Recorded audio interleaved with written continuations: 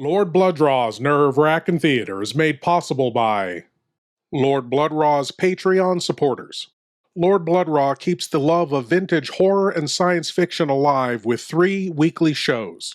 The Nerve-Wrackin Theater, Lord Blood-Rah's Nerve-Wrackin Auditorium, the podcast featuring the best of old-time radio horror shows, and the Patreon exclusive series The Cathode Zone, presenting episodes of Golden Age classic genre TV shows.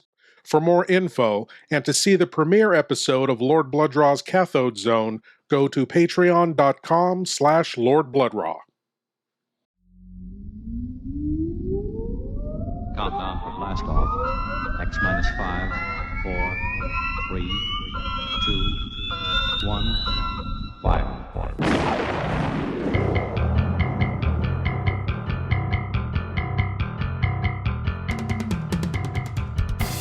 Welcome to Lord Blood-Rah's Nerve-Wrackin Theater.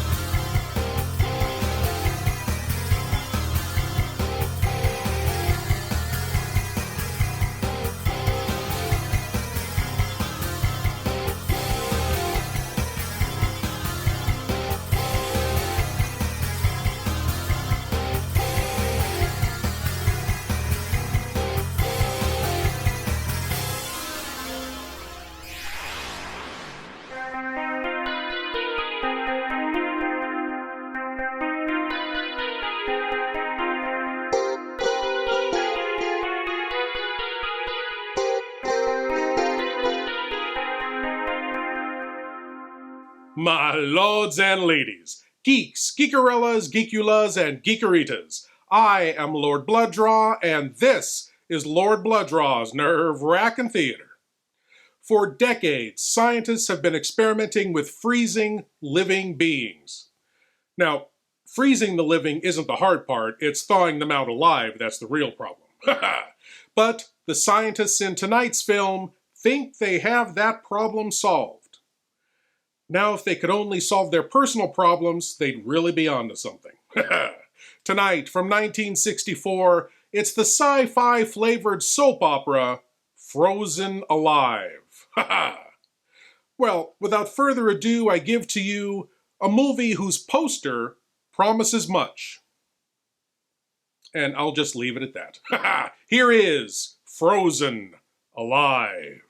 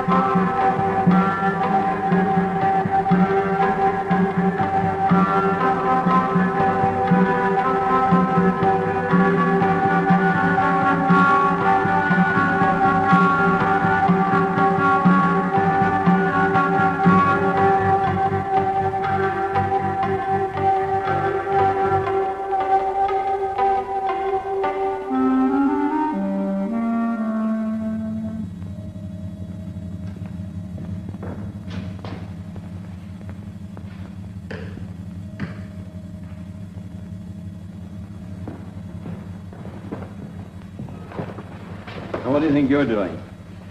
Slide. We can't find those slides. They would start hiding now. Why don't you try your case? You put them in there 10 minutes ago. Look, This is no time for jokes. However, just to show you... I'm sorry, Frank. It's the conference jitters. You sure you got your speech? Of course, idiot. It's coming on at the end that worries me. Nervous, huh? What do you think? I thought you did a lot of this sort of thing when you were in America. Yes, but this is the first time in Germany, remember? The weaker sex. By the way, this is as much your stuff as mine, Dr. Overton. We settled all that 2 weeks ago. Let's not go over it again. Oh, incidentally, Joan's coming tonight. Joan. No, don't tell me. Joan. My wife. I'm sorry, Frank. You're forgiven. Come on, the old man's waiting. Oh, I'm ready when you are. Can you imagine the girl says she's nervous? I shouldn't be surprised.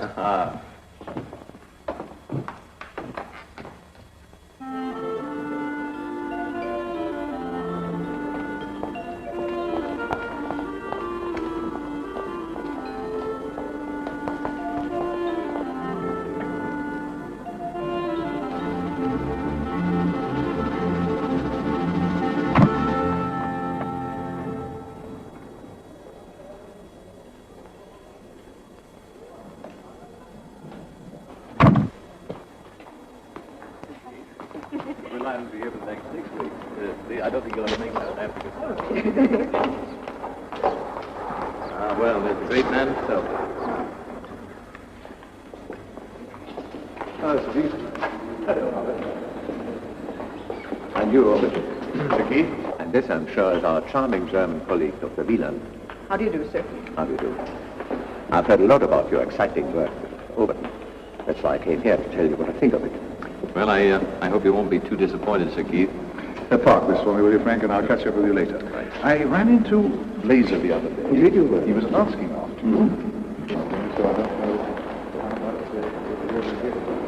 That Bob is an old fool. He gives me a pain. Oh, forget him. Think of my Boris instead.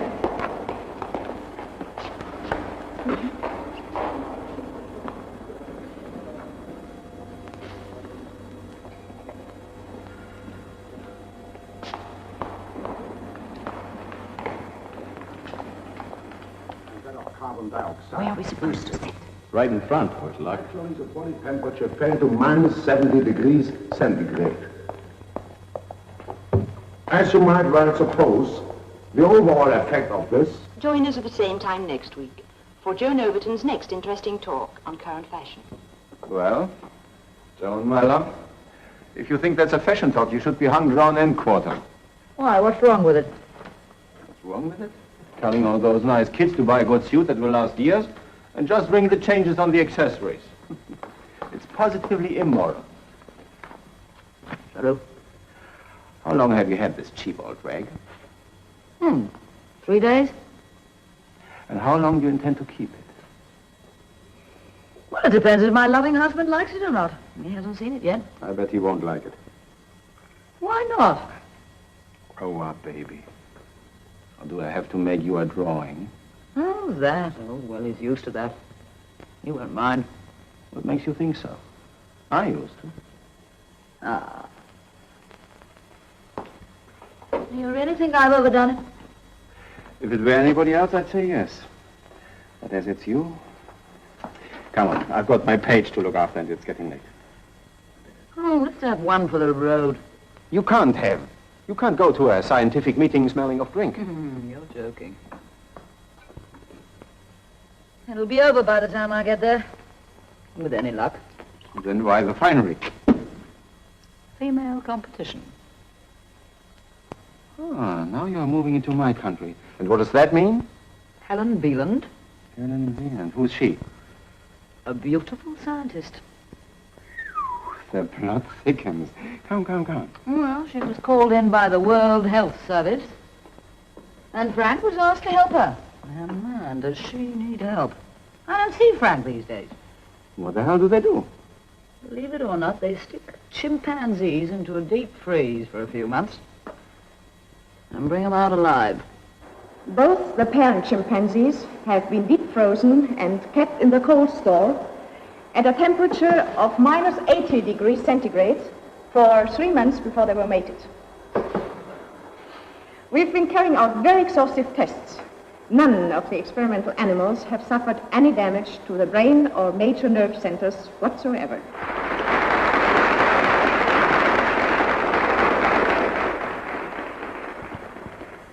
In conclusion, the great problem until now of all low-temperature work with large animals has been how to stop the heart and then freeze the blood quick enough to prevent brain damage from oxygen starvation. But now we find ourselves face to face with a very intriguing question. Yes, a very intriguing question. Of what use is a pair of frozen chimpanzees? As it turns out, quite a few. They make unique bookends, a stylish dining room table, marvelous floor lamps. Yes, the household uses of frozen chimpanzees are endless, so pick up a pair today. Quick, before they defrost. Uh-oh. Please leave your eyes at the door. You will not need them. Lord Blood-Rah's Nerve-Wrackin Auditorium presents the best of old-time radio, horror, and science fiction. Tales of terror and the uncanny that unfold on the stage of your imagination. Come experience the magic of old-time radio horror. Lord Blood-Rah's Nerve-Wrackin Auditorium is available on Spotify, Apple, Google, and other podcast providers. Lord Blood-Rah's Nerve-Wrackin Auditorium, when you seek the darkness. From the depths of hell comes The Devil's Messenger, starring the master of mystery Lon Chaney and Karen Cannon. You could leave my message. You'd have to go back. Up there. Oh, I can't. I won't go back. You delivered that to a Mr. Donald Powell. Don't be afraid of me. The Devil's Messenger delivers gifts from hell, turning man into a ravaging beast. I took a picture of that old farmhouse. There's nobody in the picture. You saw it. Was there anybody in it? No, there wasn't. Somebody has come out of that house, and they're coming toward me. Back from the dead, his lovely victim seeks revenge for her horrible death at the hands of a man driven mad by a gift from hell. Trapped in her icy tomb until the Devil's Messenger exposed her nakedness in her crystal prison. Now let's get down to here. She becomes the object of a scientist's lust. His consuming desire for her drives him to commit murder to keep her for himself. Not since Eve received the apple have gifts inflicted such unnatural consequences.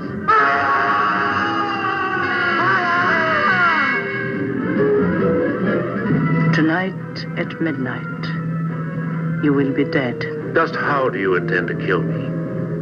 I've no idea. I don't even know you. The crystal ball foreshadows doom, for it is the plaything of the devil, and only he can change the events it foresees. You must see what the Devil's Messenger has in store for you.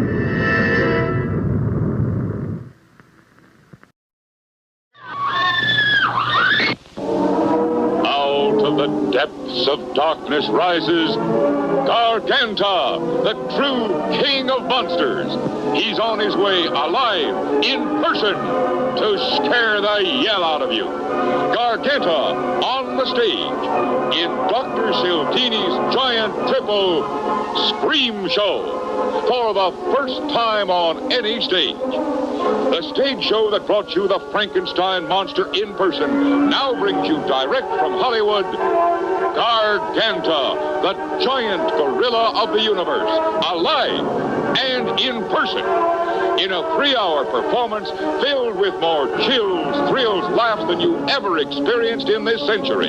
It is engrossing, exciting, fascinating, filled with tense climaxes, gripping scenes, beautiful starlets. Yes, it's Garganta, this wild, inhuman menace, this 782 pounds of dynamite that makes Kong the gorilla look like a monkey. And that's not all. During the dark seance when all the lights are dim, ghosts, spirits, and vampires descend into the audience. You may find yourself holding a ghost, your girl, or someone else's girl. So watch out when the lights go out. But as Mae West would say, it'll separate the men from the boys. In New York, Chicago, Los Angeles, critics have proclaimed this stage attraction to be the show you must not miss. Even though it's a stage presentation to send you home in frantic flight, there are also some very eye-appealing scenes created by these beautiful Hollywood starlets in gorgeous costumes designed by Adrian. Yes, it's a stage show for everyone. But those of you under 16, please be accompanied by an adult.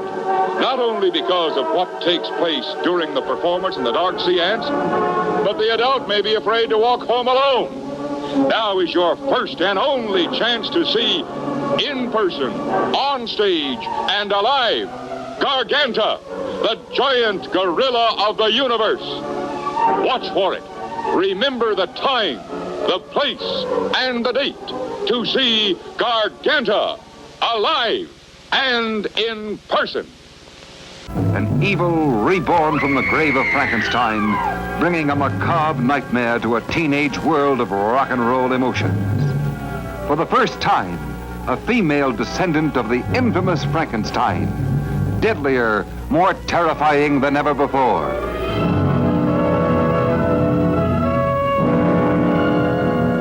He needed her kiss to satisfy his desire, but he wanted her soul for the fiendish creation that was to rule the earth in terror. I'm sure of one thing. You better hurry before the brain cells are damaged completely. Frankenstein's daughter. Now everything was ready. Who would be his first victim? Who will feel the cold sting of death? Kill him! Call her off. Don't make me shoot. Go ahead and shoot. She can't even feel it. Kill him! Back! Get back! Kill him! For the most suspenseful and gripping moments you have ever spent, see this masterpiece of Scream a Second Terror. Now back to Frozen Alive, as Dr. Wieland, world-renowned chimpanzee freezer, asks the musical question, Where next? I'm afraid I shall have to ask Dr. Overton to deal with that part of the discussion. Thank you very much for your attention. Oh, can you tell me where the low-temperature lecture is? First floor. Thank you. Excuse me, madam. Do you have invitation? Invitation? My husband's Dr. Frank Overton. Is there anything else? That'll be all right. Thank you. On the contrary, thank you. What's the maximum period of successful cold storage? Well, our maximum is 3 months, but in theory that can be extended to 3 years, 30 years, 300 years, just as long as you like. It makes no difference. They'd still come back as good as new. It's very simple, for where life is suspended, time actually has no meaning at all. I should like to know if you foresee any possibility of extending your experiments to the human animal.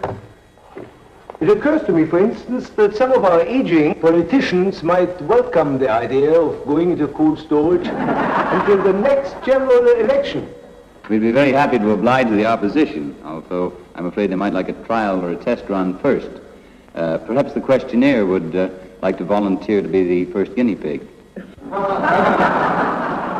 Seriously, I take it that you are still a long way from human defreeze. Oh, no, sir.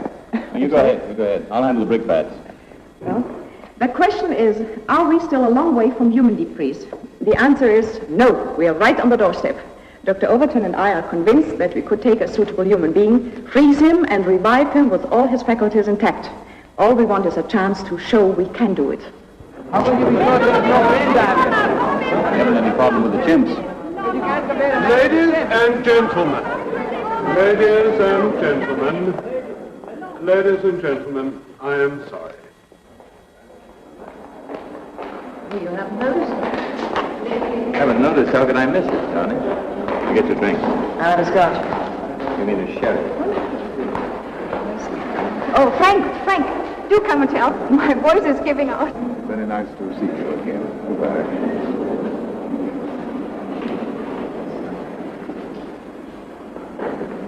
Sorry to butt in, Hubbard, but I'd like to have a word with you. Oh, dear, I was just going to talk to Mrs. Overton. Oh, unfortunately, I've got to leave in a minute. Oh, very well. Darling, no sherry, only champagne. Oh, I hate it. I'm sorry to hang you up like that. It was my fault, Mrs. Overton. I didn't realize Frank was getting you a drink. Do call me Joan. It's much friendlier in the circumstances. Oh, yes, I'd like to. I expect you know my name is Helen. Yes, I saw it in the program.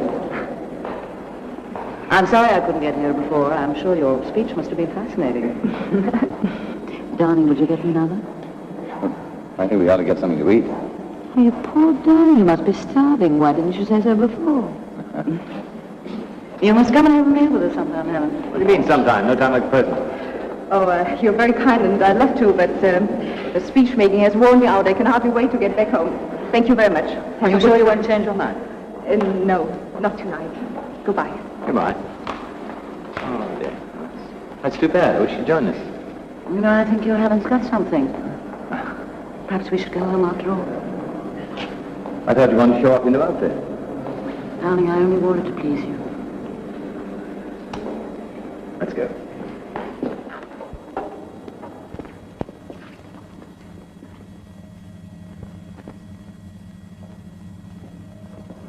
What temperature is she now? -10. Oh. She doesn't look frozen to me. Stupid old fool. And don't forget she's absorbed about a gallon of glycerol. That's why she hasn't iced up yet. Martin, you put a new cylinder in? Yes, sir. I want it on the telephone, long distance. All right, thanks, Martin. You manage, Helen? Yes, of course.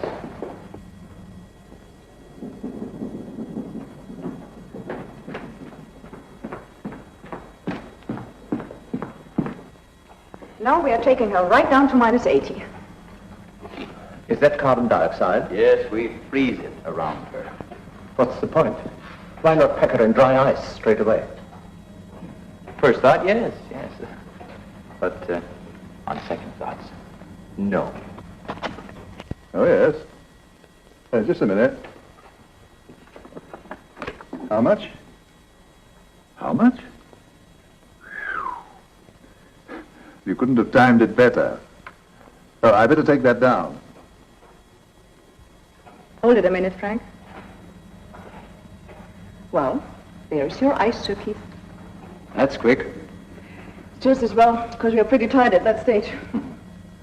-75 going on automatic. All right, Martin. Let's wrap her up. -80 on automatic stabilizing. Are you through? Yes? Good. That was a most impressive demonstration. Most impressive indeed. But you must come again when they do the resuscitation. That's much more exciting to watch. Oh, by the way, I've laid on tea in my office. Will you come, Helen, and you, Frank? No, we were going to get Jackie ready. Oh, well, surely you can spare a few minutes. As I was saying, when the heart starts beating again, and you hear the first thud on the amplifier, that's really exciting.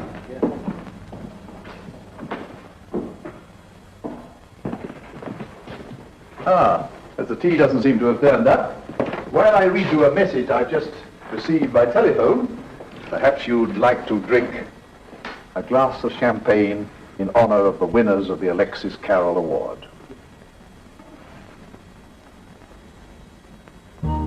Helen Maria Wieland of Munich, Germany, and Francis Henry Overton of Boston, USA, for their remarkable advances in the field of low-temperature research, which opens up far-reaching possibilities in human surgery.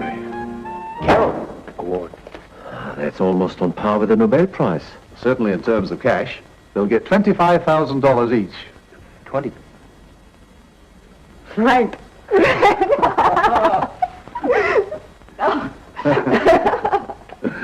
Yes, $25,000, and you can spend it all on this if you like. Oh, I'm sorry. Would you have preferred tea?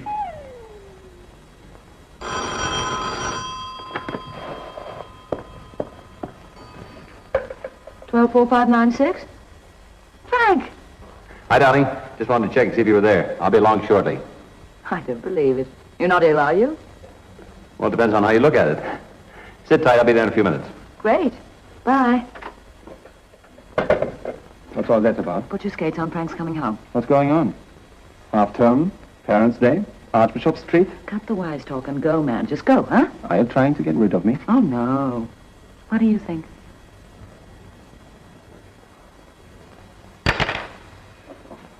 Oh, Joan is really excited. For the first time in her life, she can have anything, do anything she wants.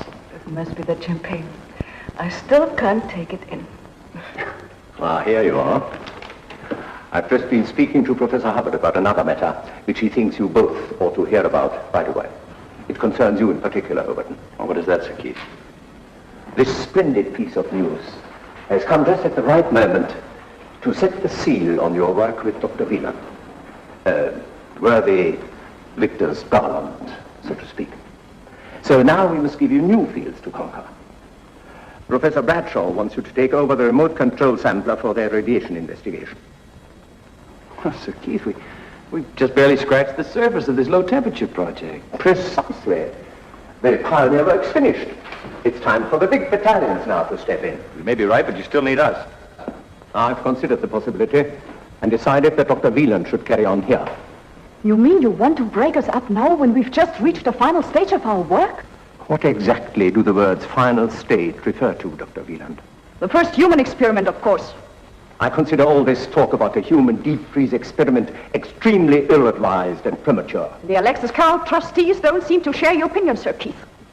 No one hopes more fervently than I for the day when suffering humanity can be treated by your method and be cured. But it would be fatal to encourage false hopes, despite the enthusiasm of the current trustees. You don't think for 1 minute that we've been conducting these experiments for the welfare of a half a dozen monkeys, do you? The high policy of the executive is outside your terms of reference, Dr. Overton. What the hell do you think we've been doing here? Well, you've been freezing chimpanzees and drinking champagne. Hey, there's another use for a frozen chimpanzee. Chilling champagne. Hey, want more Lord Blood-Rah? Introducing Lord Blood-Rah's Cathode Zone, the new weekly series available only on Patreon. Each week, Lord Blood-Rah presents classic horror and sci-fi episodes from the golden age of television. The first episode is up for free at patreon.com/Lord Blood-Rah, with a new episode dropping every Friday exclusively for Patreon supporters. Help support the show and get access to this new weekly series, only at patreon.com/Lord Blood-Rah. The artist, the poet, the figure model who loves to show it. You suppose he could be physically attracted to her? No, man, he ain't the type. You don't get enough vitamin E. All these are beat. All these you'll meet in A Bucket of Blood. Let us make the scene. Crazy. Come, enjoy yourself. Where the hilarious enjoy the horrifying in A Bucket of Blood. No, you're gonna shoot me! Don't shoot! Come to the land of living dreams, where realists dream of the unreal. Walter, you've done something to me. Something deep down inside of my prana. Oh, Walter, I want to be with you. You're creative. Beatniks at their bawdiest. The creative urge at its most primitive. I'm deeply moved, and I shall compose a poem. Love is art. Art is love. It's the weirdest and the wildest. I don't want to make statues anymore. I want to get married. To you.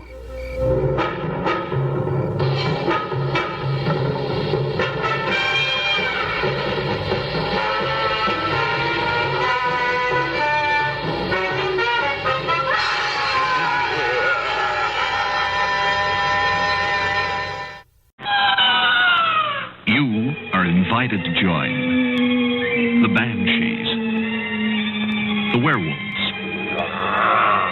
the vampires, the gooks, who are all coming to our Halloween convention of spooks.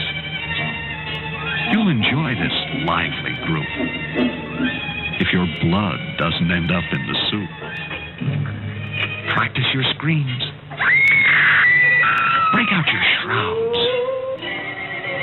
Tighten your nerves. And join the crowds at our convention of spooks.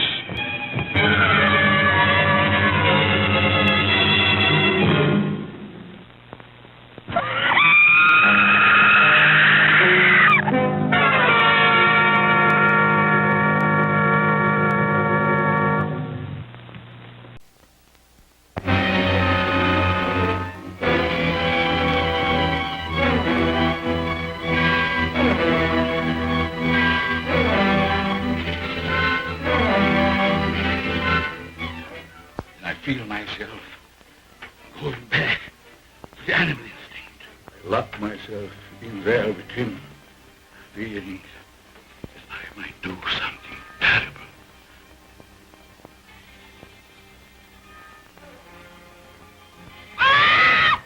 Billy! Billy!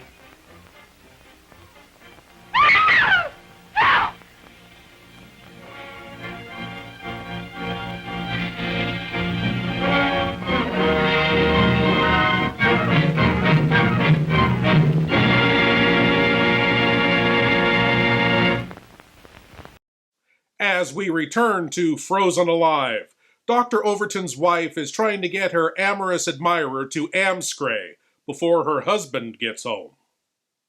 Don't want you around when Frank gets back, that's all. Why not?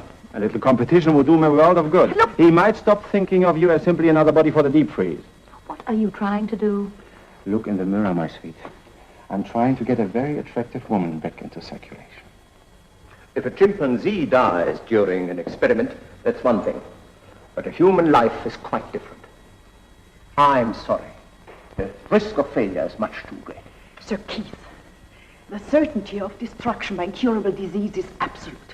It is only by experiment and occasional failure we discover the knowledge and technique that make for success.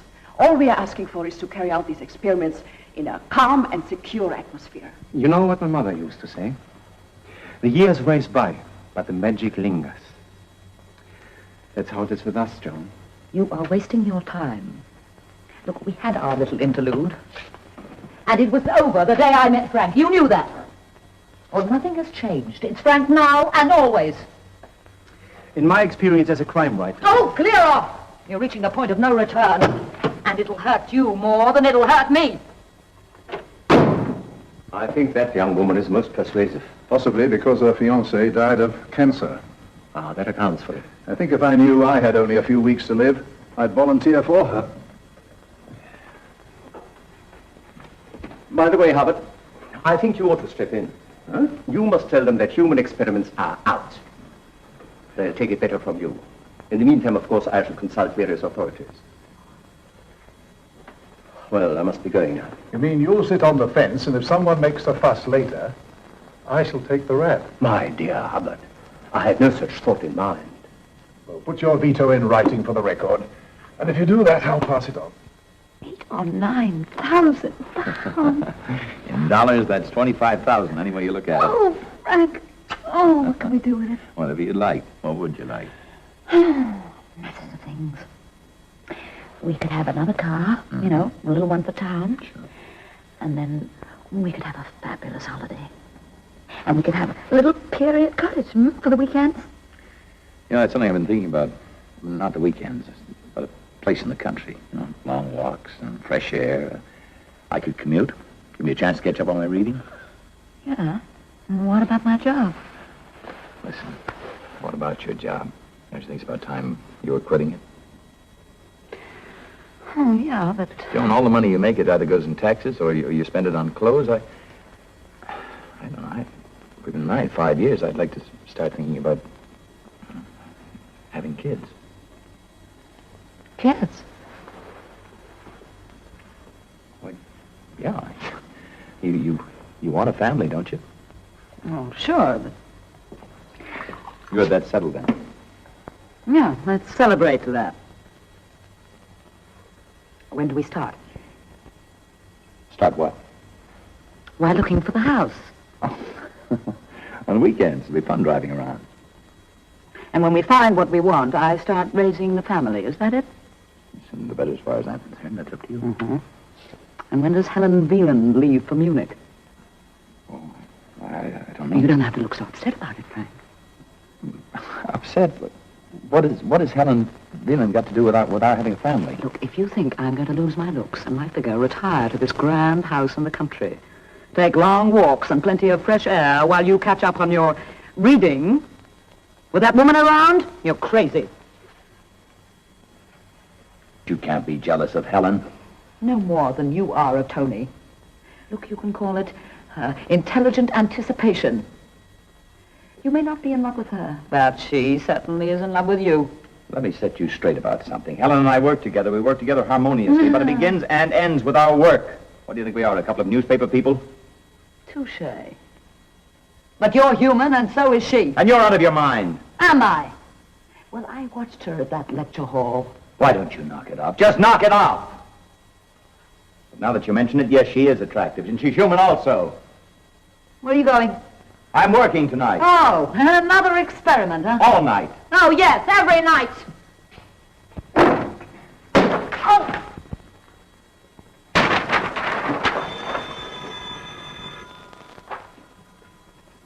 Hello. Tony. Was she thrilled? I guess you might say she was. She got a little steamed up. I'm not surprised. I got steamed up too. Well, she got steamed up in a different way. She's annoyed because I can't take her to dinner tonight. Well, why shouldn't you? All you have to do is verify those figures, and then Martin and I can do the rest. You see, at 11:05, the cryogenic modulator was at -40, and then 10 minutes later... 10 minutes later...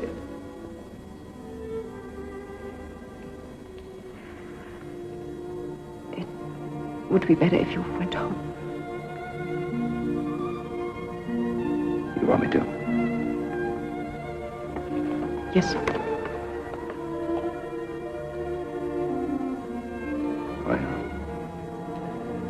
I'll call her up.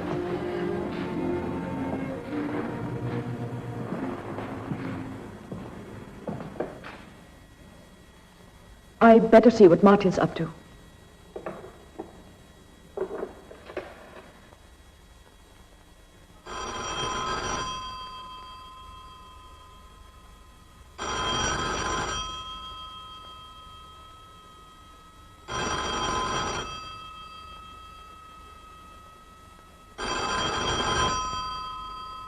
The crowd sees me a-dancing, carefree and romancing, happy with my someone new.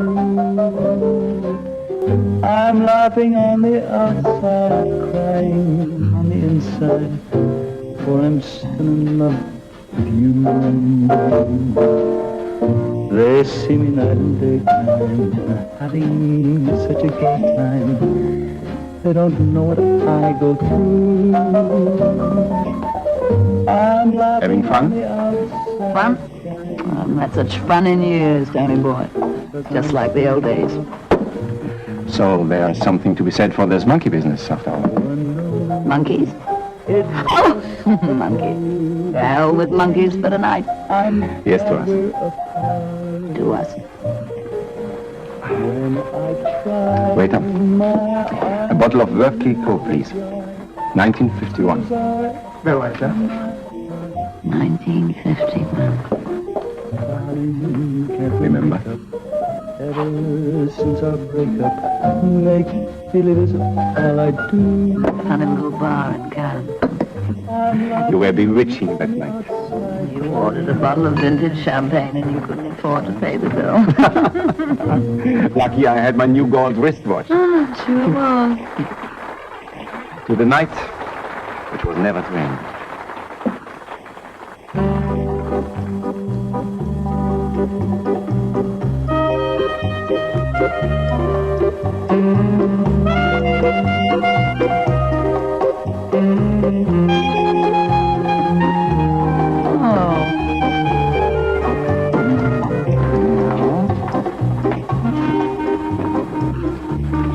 Excuse me, Mr. Stein, you wanted on the telephone, please. Oh, hell. Sorry, darling. Won't be too long, because I haven't got a gold wristwatch.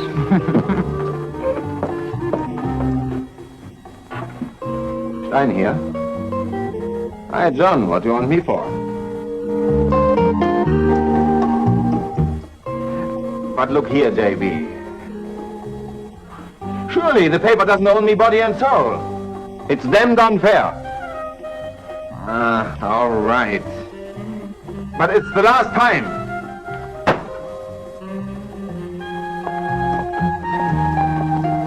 Tony, where have you been? Look, John, I've got to go. Oh, but I was just beginning to enjoy myself. I've got to write an article for tomorrow's copy. Put it on the stage, Charlie. Come on. Oh, but it's early. What time is it? Why, it's time to reveal the identity of our masked singer.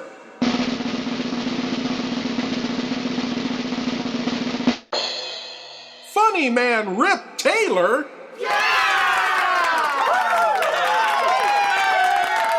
Please leave your eyes at the door. You will not need them. Lord Blood-Rah's Nerve-Wrackin Auditorium presents the best of old-time radio, horror, and science fiction. Tales of terror and the uncanny that unfold on the stage of your imagination. Come experience the magic of old-time radio horror. Lord Blood-Rah's Nerve-Wrackin Auditorium is available on Spotify, Apple, Google, and other podcast providers. Lord Blood-Rah's Nerve-Wrackin Auditorium, when you seek the darkness.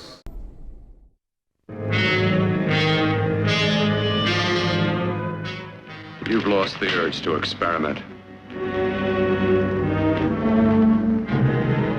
Oh, every time you touch me, I go out of my mind.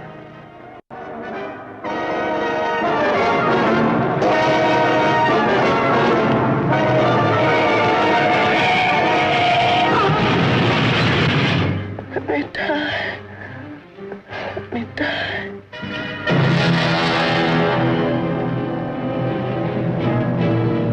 Her brain kept alive by experimental science, by a man whose abnormal passions inspired him to try the impossible.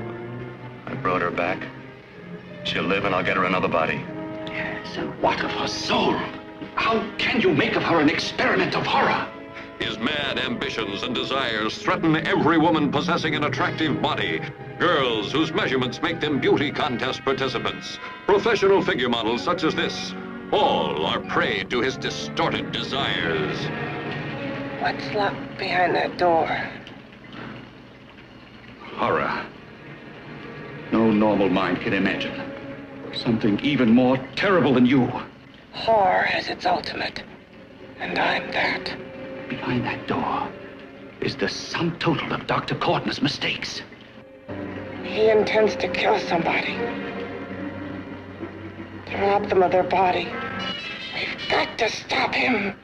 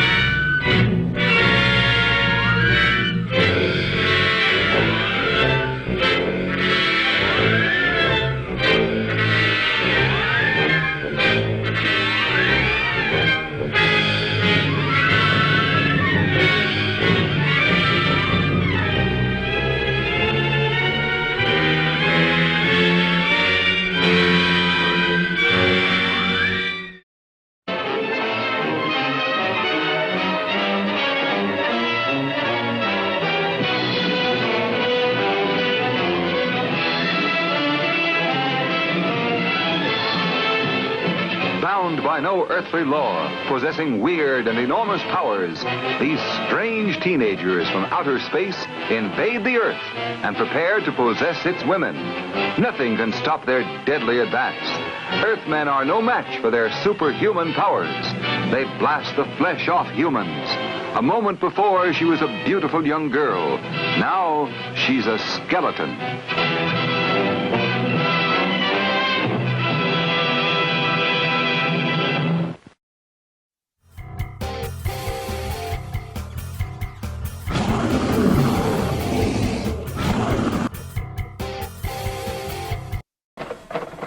What are you doing? Writing your memoirs? You keep quiet, Joan. Be all right if you had some booze. Haven't you had enough? That's a great question. Well, you've drunk me dry of whiskey. But there's gin somewhere. If you find it, you can start on that.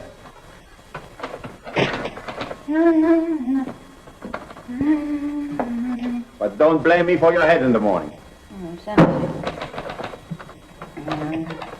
That's empty.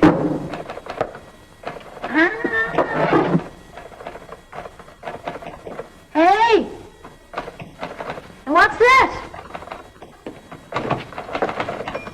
Huh? Put that thing down.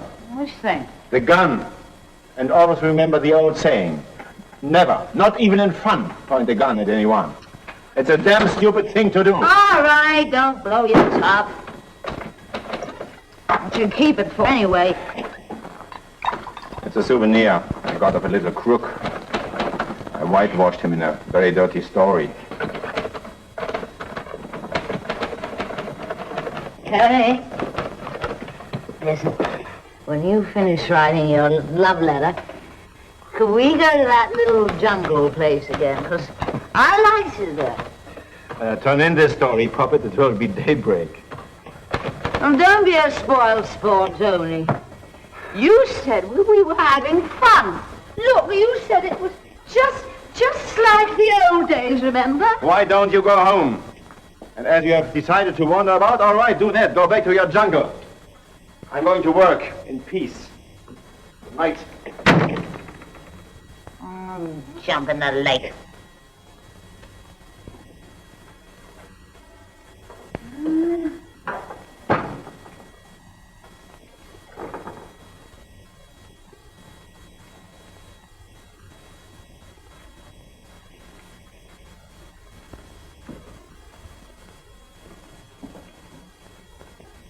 Good night!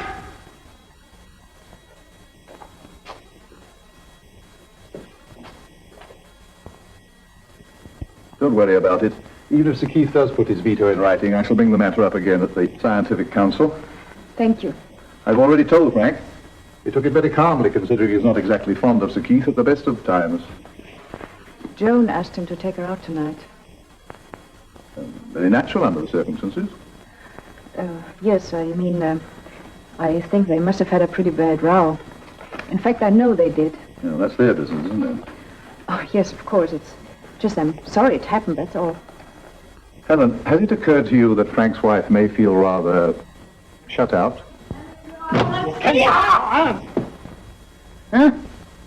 There you are.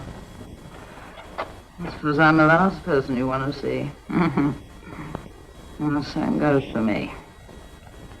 I've got something to tell you. Most important, Martin, would you tell Dr. Overton his wife is here? Well, I don't want to see him. I want to see her. As a matter of fact, you can go too. Oh, it's full of people like you. But you're wasting your time. Because you're not going to get the better of me. Oh, no. You're going to get more than you bargained for. What the heck? Helen, you'd better go. No. What's going on here? Come on, John, let's go home. No. Come on, No! let's go. Let me go! I want to see her! What a queer sort of day it's been. Now everybody knows what you have to put up with.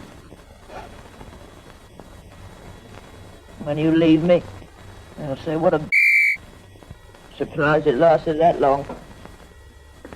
That'll suit your book, won't it? Why did you say something? What the hell do you want me to say? Look, why don't you get your clothes off and get into bed? Talk about this thing in the morning. I want to talk now. You're in no condition to talk about anything now. You. I wish I was dead. Oh, that's a bright, drunken speech. Hello. Helen, good of you to call. Yes, yeah, it's all right now.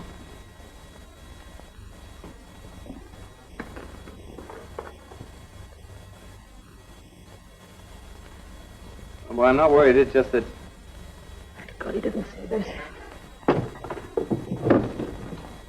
Hold on, will you?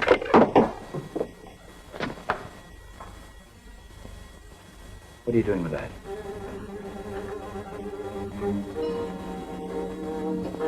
The gun, Jim. Don't. The gun, Jim. Get the gun! Frank? Frank! Are you out? Helen? Thank God. I thought I heard a gun go off. No, nothing. No, she tripped over a lamp and the bulb exploded. I'll try and get over later.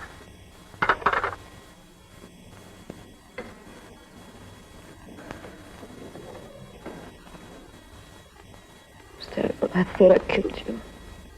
That wasn't very bright of me, but I thought you were going to do something stupid. I only tried to hide it. I didn't want you to see it. Where'd you get the gun, John? Tony's. I took it. I didn't know. How long have you had it? Tonight I went round to his place after we had our quarrel. You mean you had this thing when you came to the lab tonight? I only meant to frighten him. I was mad. I was all mixed up. It just must have been with Scotch. You brought this thing along to frighten Helen? Look, I swear to you, I didn't take it out of the bag. She didn't see, honestly. Didn't you know the gun was loaded? Don't look at me like Answer me, did you know it was loaded? Only said it was empty. It wasn't his fault, Frank. Let me give it to him back. Please, Frank, breathe! You've got to believe me. I swear to you, I didn't know it was loaded. I was so unhappy. I wanted her to know, to see what she was doing to me. Frank, I've tried. For weeks and weeks, I felt you going further and further away from me. I didn't want to do. I know she's the kind of woman you ought to have married. But I couldn't get you to let you go. I love you too much. I just felt tonight if I didn't have a showdown, I'd go out of my mind.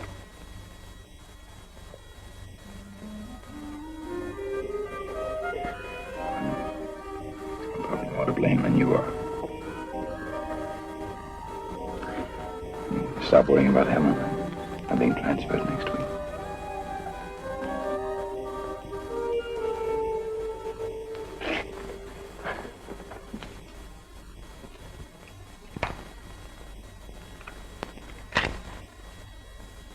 Well, it's empty now.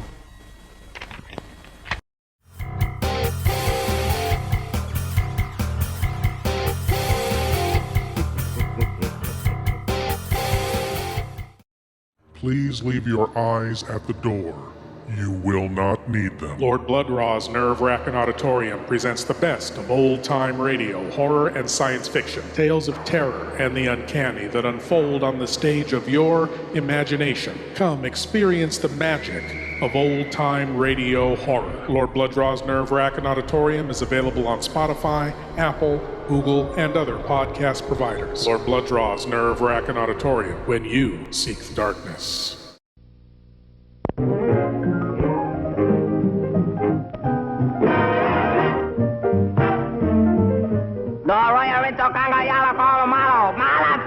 How do you know Rosa. Okay, banga banga. Since when do you talk a native language? I just started today. Well, what do you say? What do you say? I don't even know what I said.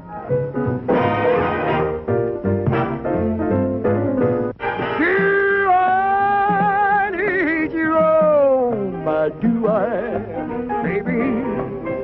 Of course I do. Duke Mitchell and Sammy Petrillo turn an island paradise into the zaniest madhouse in the 7 seas. Charlita puts a gleam in Duke Mitchell's eyes. Your smile only added life to your masquerade. Muriel Landers puts the whammy on Sammy. Sammy! Run for your life! Go on, get out of here. Run for your life. Ramona, the romantic chimp, takes off on a romantic chase of her own. Strange, but interesting. Really think so? What a charming compliment. Bela Lugosi finds the perfect subject to turn a gorilla into a goof, and versa versa. Look, what are you trying to tell me? I don't understand a word. What am I, dumb or something? Don't answer that. Now look, Duke Mitchell, I'm running this game, you understand? And don't talk back. Yeah, now put it on, because we gotta get out that door.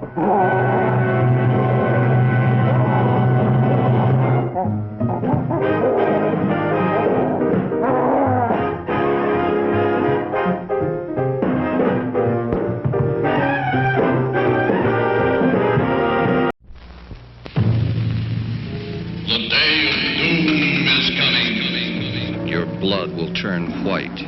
Your face will turn green. Your eyeballs will pop with pressure. Because our doomsday show is the living end. Forge your strength. Take a shot. You're gonna need an awful lot when you see our shocker pictures. So terrifying that it is easier to die than to live. Come if you must, but make your wills. Say your goodbyes, for soon you may be up in the skies. Doomsday is coming.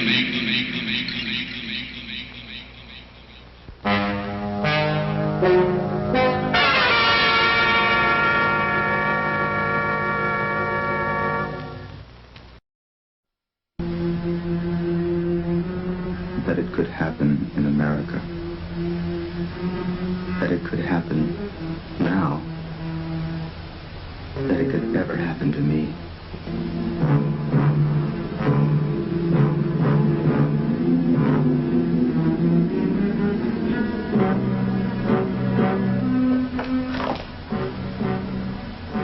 Another murder tonight. At Watergate. My apartment.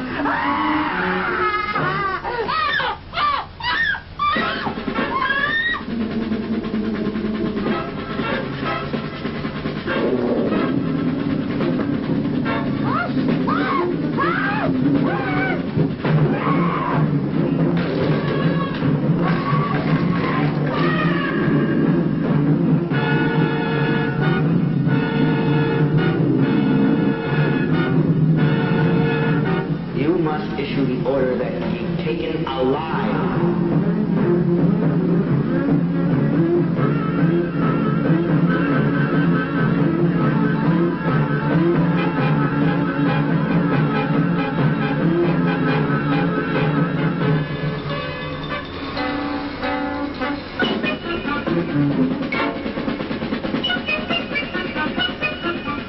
The moon hasn't risen yet. Put a guard on me.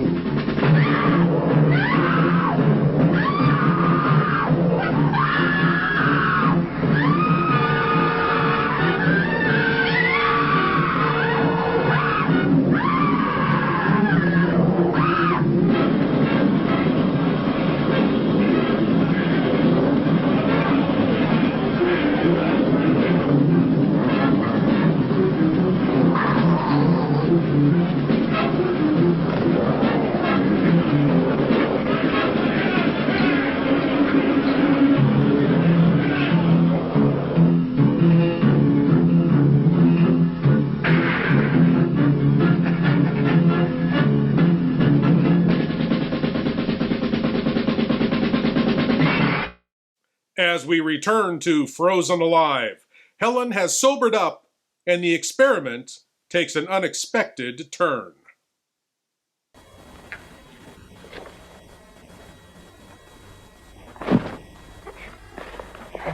Thought you'd gone to bed. Yeah, I'm going in a minute, but I wanted to talk to you. Go ahead. Do you think we can get away for a little while? You know, just a little holiday. I don't suppose you could fix that, huh? I could.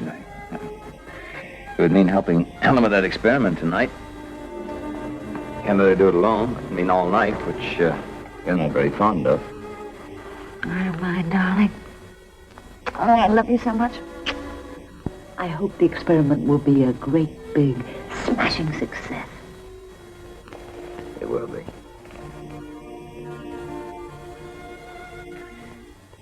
Better be.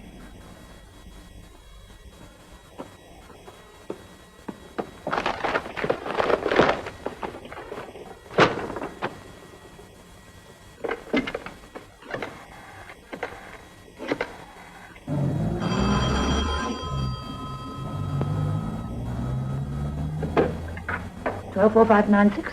Joan, Tony. what have you done with my gun? Oh, well, I was going to play a silly joke, and unfortunately it misfired. Misfire? Well, I was going to bring it back. Come and fetch it. All right. All right, Martin, we start. Helen, thanks for calling me. Frank? I'm glad you didn't go ahead with Jackie. I was just going to. I've got a much better idea. You realize, of course, that once Vernon puts that veto in writing, we're sunk. We can't go ahead without getting Hubbard into hot water. We've got to be there first. Yes, but how? Tonight we're going to experiment on me. Don't look so shocked. I don't know why I didn't think of this thing sooner. I'm perfect for the experiment. Right weight, everything. Believe me, it'll go like clockwork. You'll see. Oh, you have the ratio figures for the human experiment. All we have to do is add an extra liter of glycerol. No. It's too much of a risk. What do you mean too much of a risk? There is no risk. We've been saying there's no risk. I know, but it's different when you're faced with it. I mean, we could be wrong. Will the human heart stand it? And what about brain damage from oxygen starvation? And what about your wife? I'm doing this for Joan, too. No, Frank. No, I won't do it. I can't. Not with you. I'd be too scared of something going wrong. Unless, of course, that's what you want. You're outlaw yourself. Helen, do you realize what this means if this experiment is successful? And it's bound to be successful. It opens up unlimited possibilities for the world of surgery, and think of future generations, Helen. It'll free them of malignant disease. Look, it's something we've discussed 1,000 times back and forth. It's something we're agreed upon. It's something you do yourself. Well, isn't it? Answer me. All right. You win. Naturally. Martin. We're going to conduct our first human experiment tonight. You're going to be a part of it. Oh, you don't expect me to... No. It's on me. It's on me.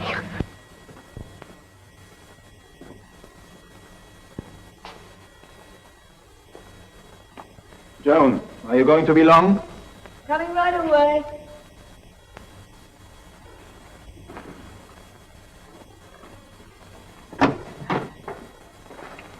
You had better. You owe me an explanation. What does this mean? Oh, I haven't seen that. Well, it just went off. Come, don't worry. Have a drink. All right, I need it. And put that gun down. Oh, that's all right. Don't worry. It isn't loaded. I've made sure of that. This is no laughing matter. If there had been an accident, I might have landed in jail. What, with your uncle, a police vice president? More than ever. I never got it licensed. It should have been handed in to the police. Incidentally, whilst bearing our swords, where's Frank? On his last experiment. Oh, back to the apes? Name your poison, Jane. You have no whiskey. Lime juice, please. I'm on the wagon from now on. For how long? Forever. Whatever? Forever and ever. You don't believe me, do you? Well, here's Auf Wiedersehen to Joan the Silk. The heart stops here, and the blood freezes here at -1. And this is where every second is going to count. We have got to close this gap faster than we've ever done it before. We must have a bigger safety margin. Because of his brain. Yes. This is where there's a risk of damage if we're unlucky. You better hurry up, Ellen. I'm going to fall asleep on you. I'm coming, Frank.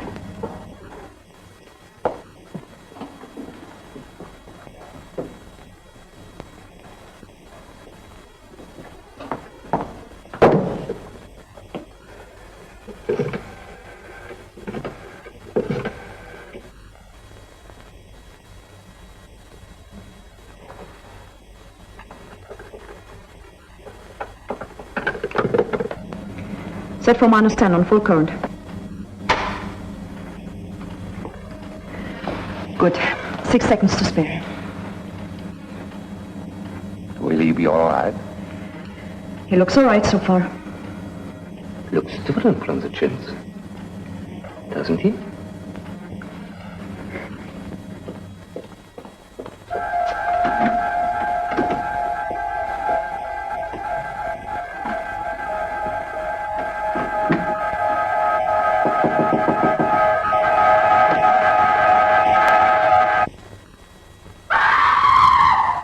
So Frank offered himself as a guinea pig, and you accepted it.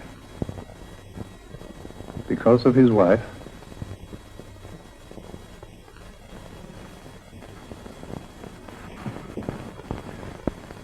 What's she got to do with it? Does his wife know? Or when are you going to bring him back? Tonight. Martin will come at 7 o'clock. Yes. But what does he want? Oh, I see. Oh, and send him in. There's a man from the police. He wants to see Frank. He can't, can he? Any idea what he wants? No. No. Oh, well, then you better go home. I'll talk. Oh, no, please let me stay. And here we have yet another important tip on gun safety. Don't play with guns. Always have a safety lock for your gun, and, above all, don't make grand gestures with your gun. Well, here's Auf Wiedersehen to Joan the Soak. Of course, we've covered this safety lesson before when we presented Plan 9 from Outer Space. And now, an important gun safety tip courtesy of Ed Wood.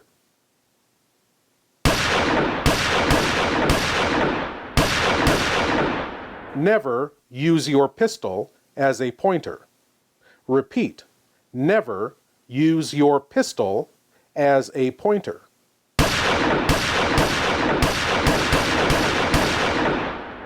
This has been an important gun safety tip courtesy of Ed Wood. Thank you, Eddie. He's always looking out for us. Like monsters? Like horror? Like sci-fi? You'll love Maniac Monster Designs. Stickers, enamel pins, patches, magnets, tees, pillows. Maniac Monster Designs for everything retro, spooky, and fun. You'll find Maniac Monster Designs on eBay, Facebook, Instagram, and at maniacmonsters.com. Now you can have cool monster designs anytime, anywhere with Maniac Monster Designs.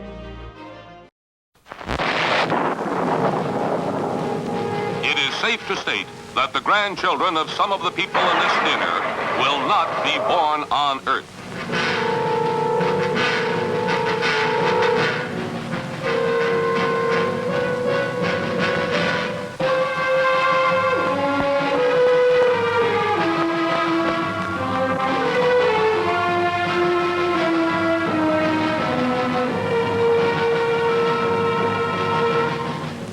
They come from the bowels of hell, a transformed race of walking dead, zombies guided by a master plan for complete domination of the Earth. Plan 9 from outer space.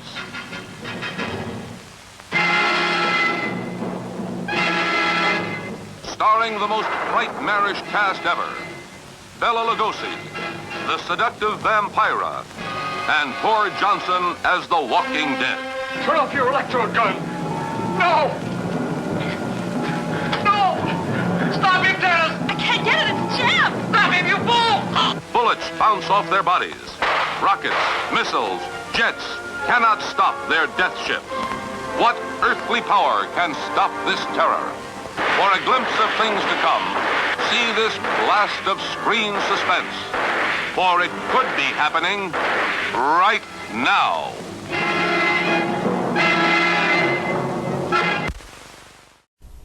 From ancient Genesis to the modern screen, is the name written in blood. Ega! If I could just call you on the phone. The code of the ghost, that's the sign of the toad. Nobody lives on the Brownsville Road. Thrill to the newest recording star, Artaud Jr. Oh, the scream in this way. See ravishing Marilyn Manning in a thrilling, chilling story.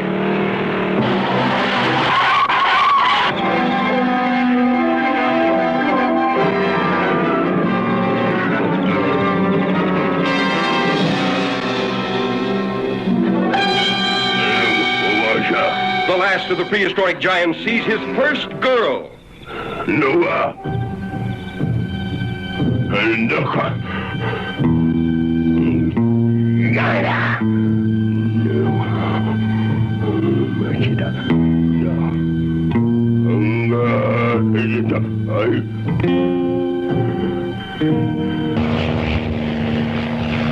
Curious newsmen search deep in giant country for the last of the ancient cavemen. See a tough giant tamed by the soft hands of his captive woman. See him sacrifice his ageless beard for her love. Then lose her to a boy in a dune buggy, escaping a burning desert. Ega's primitive passion was love or kill.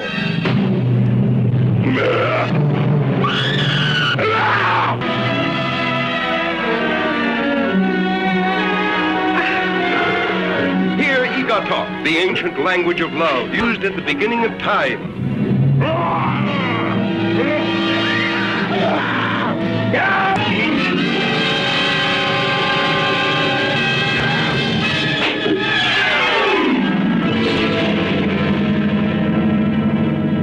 See Ega!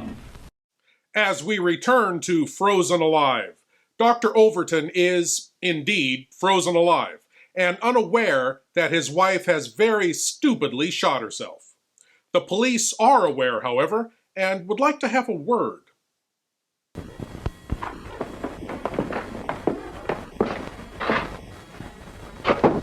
Come in. Good morning. Sorry to bother you. I'm Detective Inspector Prento, and this is Sergeant Green. I'm Professor Hubbard, and this is Dr. Wieland. Morning, madam. I understand you want to see Dr. Overton. If he's here, sir. He is.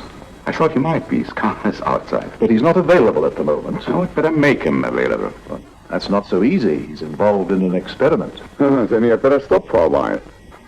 I've got some important questions to ask him. I'm afraid he's unconscious. Perhaps you better tell me what you want him for. At this stage, that's none of your business, sir. Then you better make it my business, Inspector. We may want to keep Dr. Overton unconscious for weeks, even months. Do I understand that you will hinder the police in the execution of their duty? No, I'm asking you to tell me what you want to talk to Dr. Overton about. Very well. We think Dr. Overton can help us in connection with his wife's sudden and violent death by shooting. Perhaps Dr. Wieland could be more helpful. One moment, Inspector. This lady is a member of an international organization. Shouldn't you warn her that she doesn't have to answer your questions at this stage? Yes, of course. I was about to do that. Well, Doctor. I can only say I'm very shocked to hear the news. He's a dear friend and colleague. Yes. I only want facts. For the early part of the evening, he was here. His wife called. They left, and later he returned to do the experiment. Where is he now? I'll answer that, Helen. At the moment, Dr. Overton is in the next room in a glass case surrounded by solidified gas at about minus 40 degrees centigrade. And as you might expect, his life processes are suspended. The man's either alive or dead, sir. I mean what I say. Suspended. Alive? Alive. I suppose he can be revived. Well, this is an experiment. Can I see that case? Yes, you can see it. You stay here. Yes, sir.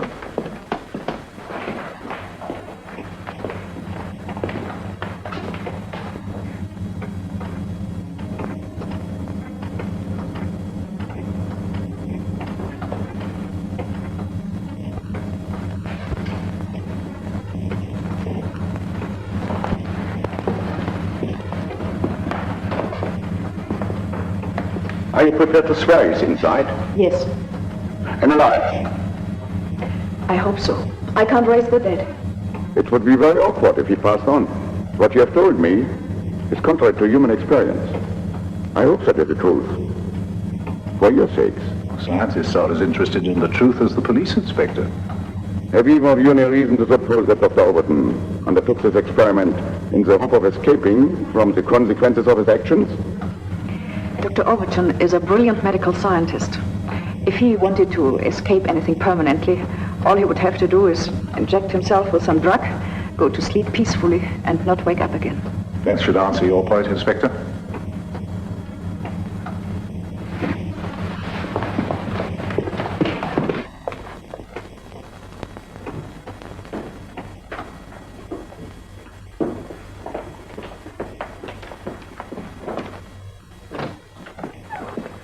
I want Dr. Overton revived as soon as possible. Now think about it, Inspector. Dr. Wieland has been working intensely for over 24 hours, and there are many other considerations which don't concern you.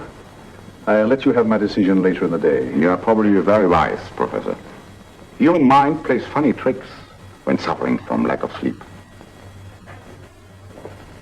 Sergeant, I want you to stay in the laboratory until I send a relief. Sir.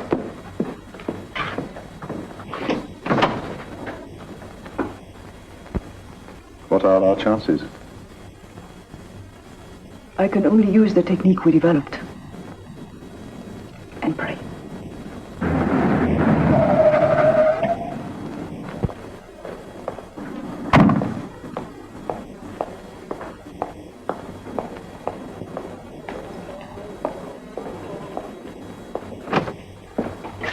Ah, so your secretary did manage to get hold of you.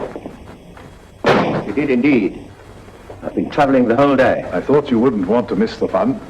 I'm certainly relieved to see that the whole place isn't swarming with reporters. No, because we've persuaded the police to let us finish the resuscitation in peace. In peace? But don't you realize the full implications of this business? We don't know the facts yet. The facts are obvious. Overton shot his wife, returned to the laboratory, and with Fräulein Wieland's willing connivance embarked upon this experiment, either as a red herring or a wild act of penance. The police haven't ruled out suicide. Things should start happening pretty fast now. How soon can you tell if his brain's undamaged? He'll be able to talk for a minute or two, and then he'll slip back into a sort of coma. A coma. And how do you deal with that? By stimulating the heart. Do you know Karl Merkheimer, the pathologist? He's here. Karl Merkheimer? Here? The police wanted an independent medical observer. Why? To make sure that Helen does everything she can to bring Frank back alive, I imagine. Karl Merkheimer, of all people. Oh, he's quite a nice chap. I don't care what he's like. Every Tom, Dick, and Harry in this country knows his name and connects it with sensational criminal trials. This is getting worse and worse. A wee bit tricky, that. Judging how much you give him is a difficulty, I would imagine. Yes, I have to be careful not to overstimulate, or he might die of shock. Would you say then that the final stage is the most critical? In this case,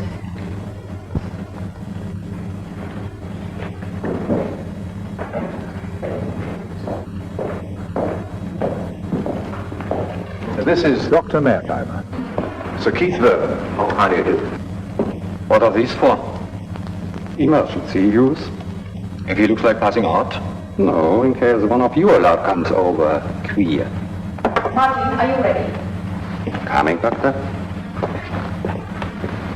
-1 standard pressure. -1 standard pressure.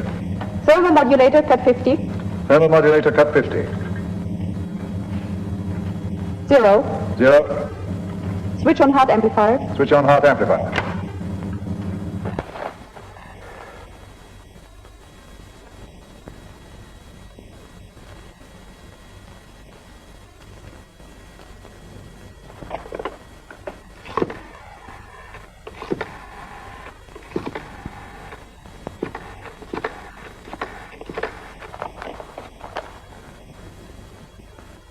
Give me the police vice president, please.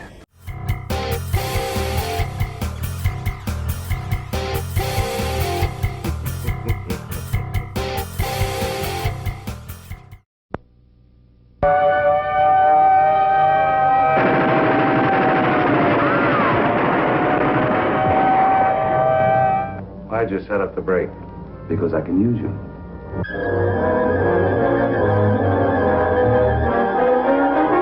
This machine utilizes X-ray, ultraviolet, and alpha, beta, and omega rays.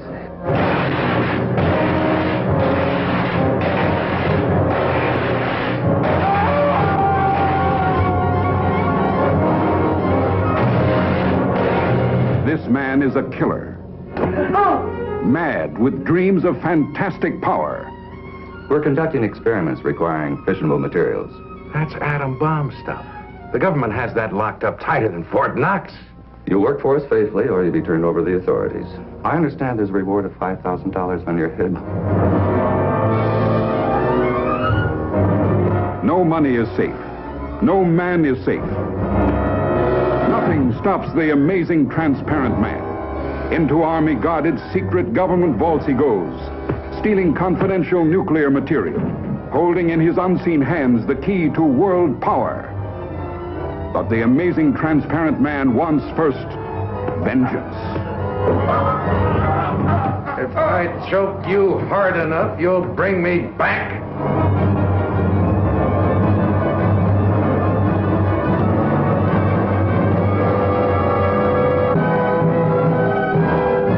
Super Shocker number 1, Dr. Macabre's Frightmare of Movie Monsters. Imagine seeing almost all the screen's scariest monsters alive, in person. Hunchback of Notre Dame, Teenage Frankenstein, Daughter of Dracula, The Fly, a man's body, a fly's head, Rodan, the flying monster, the colossal beast, and more, many more, never here before. Plus, Super Shocker number 2, Spooks A-Poppin', a thrilling new idea in spook shows. We double dare you to see this double header of super monstrous, superhuman, super shockers in person on the stage.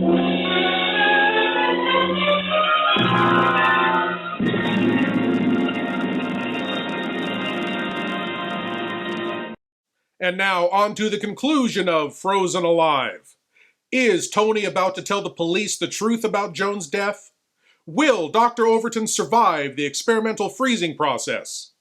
And what has funny man Rip Taylor got to do with any of this? Let's find out. 18. 18. 19. 19. Cut diathermal generator. Cut diathermal generator. Now.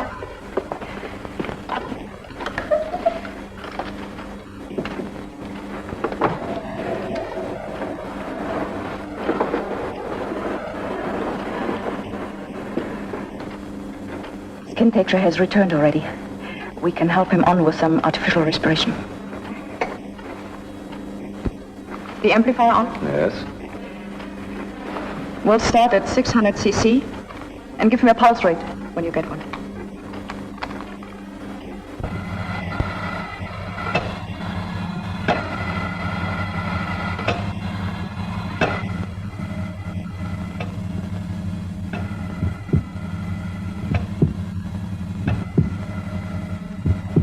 Pulse rate 40, rising.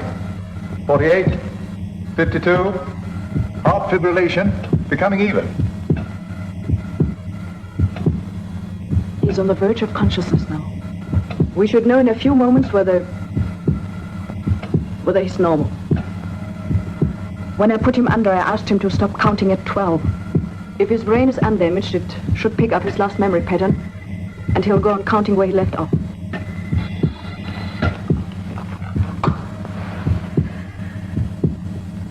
Frank?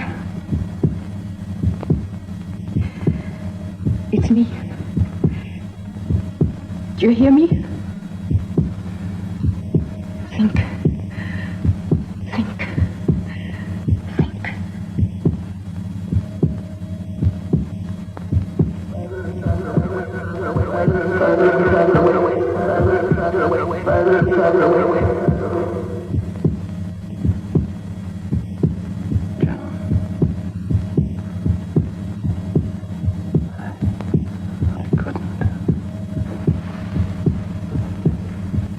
I didn't mean to. You can talk to John later. Just go on counting.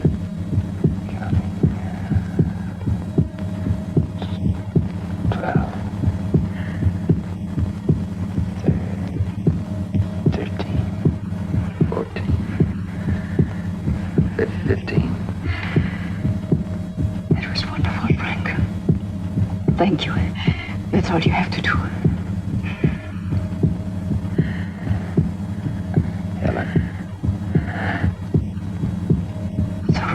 You recognize me? That's a mercy. Why? Didn't you want me to?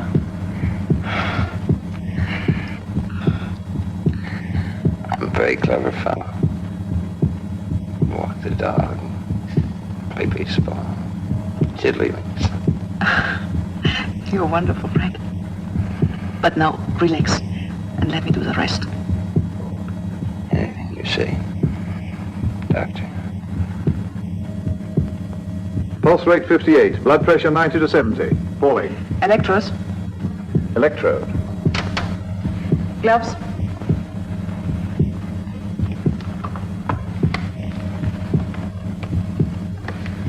Electros.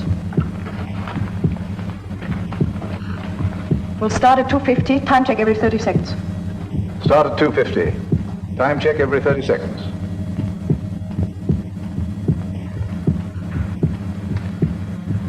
He's not out of the woods yet, is he? No. Not yet. 4 minutes at 4:30, pulse 62. Step up complex C to 500. Step up complex C to 500.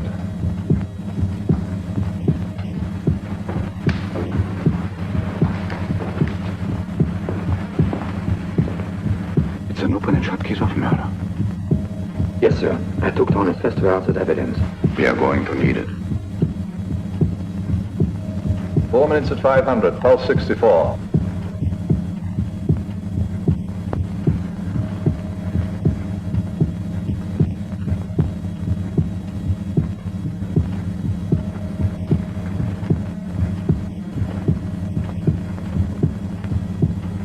Cut off. Repeat instructions. Cut off. The amplifier. No, the heat. And the heat? Is he here now? Yes, I'm not prepared to risk any more injection.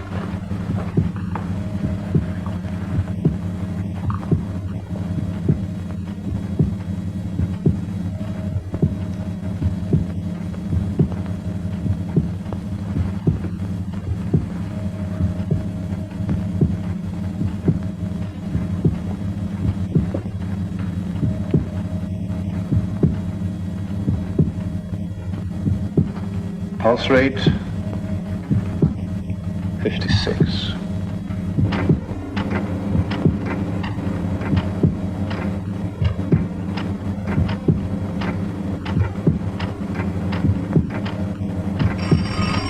Stop that phone ring. Marcy.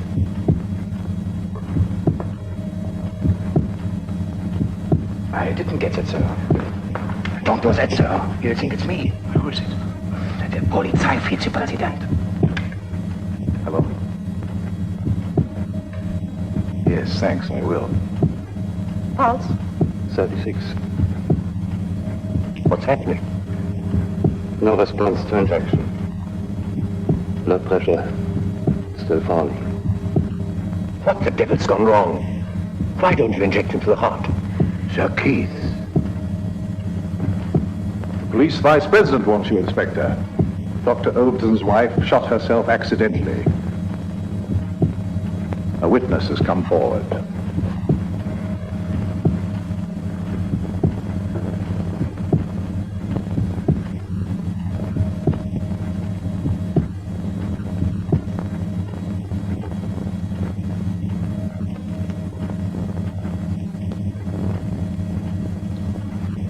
Keep them up.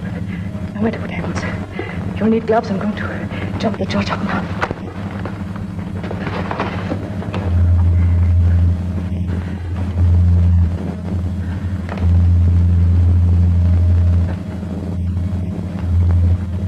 Contacts scorching.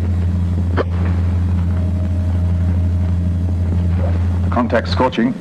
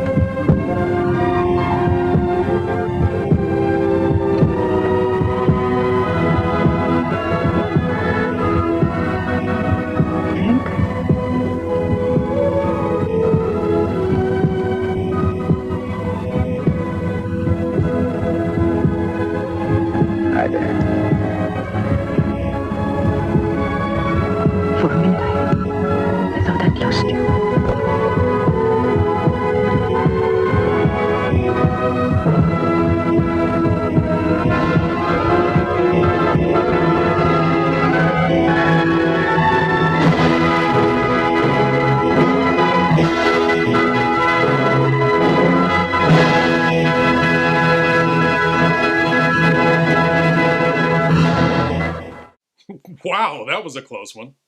Now, how exactly is Dr. Veland going to explain to Dr. Overton what happened? Well, Dr. Overton, I've got some good news and I've got some bad news for you. The good news is the experiment was a success and you'll be just fine. The bad news is your wife very stupidly shot herself, and I was so sure you did it, I almost killed you to spare you going to prison. Now let's open that champagne. And speaking of good news and bad news, the good news for you is we'll have a very special surprise coming up. And the bad news is, as always, these commercials.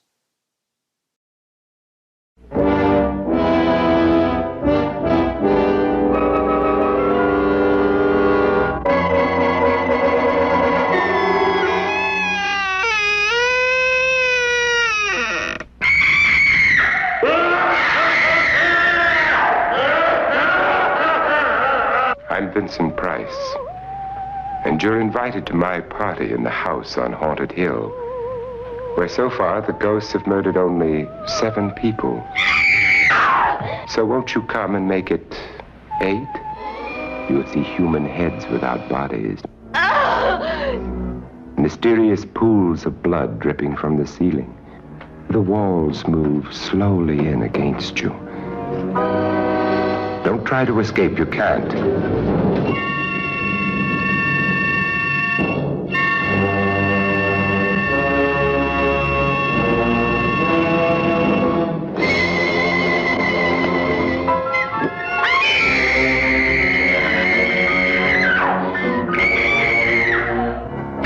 You ready, dear?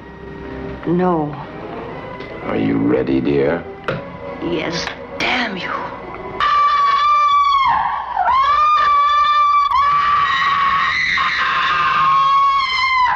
The ghosts are waiting, so won't you join me in the house on Haunted Hill? Hurry, or you'll be late for your own funeral.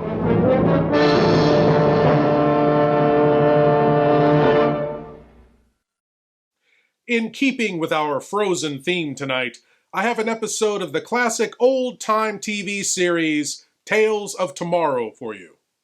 This episode sees humankind facing a deadly, icy fate.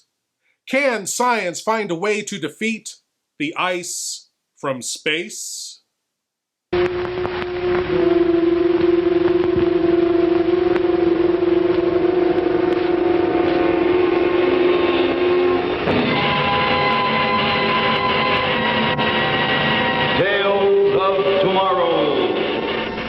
Ice from Space, starring Edmund Ryan.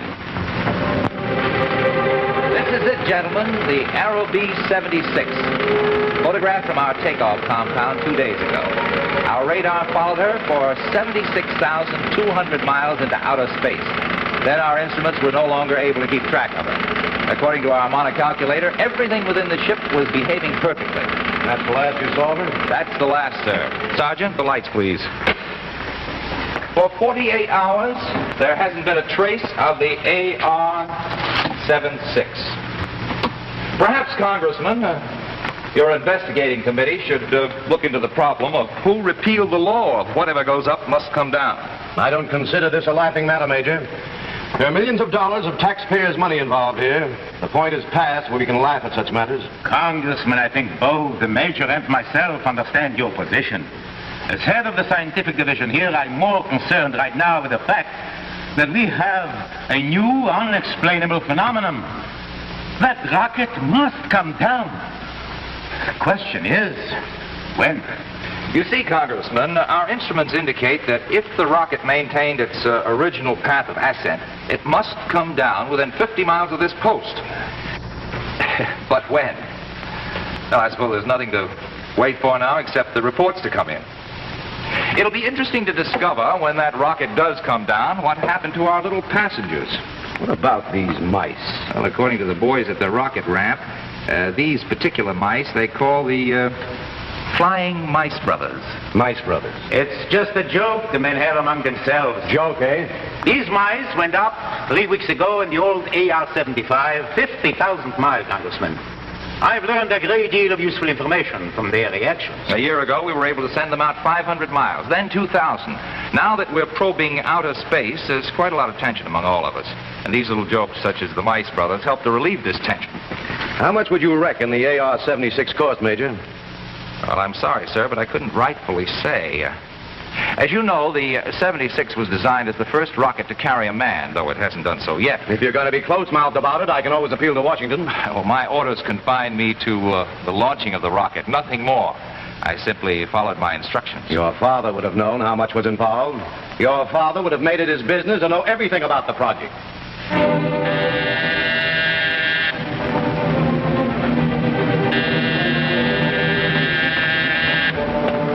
Yes? Major, they've tracked the AR-76. She's down. Where? On the Baker Ranch. They called in, said their kids have already located it in the mesquite. Kids?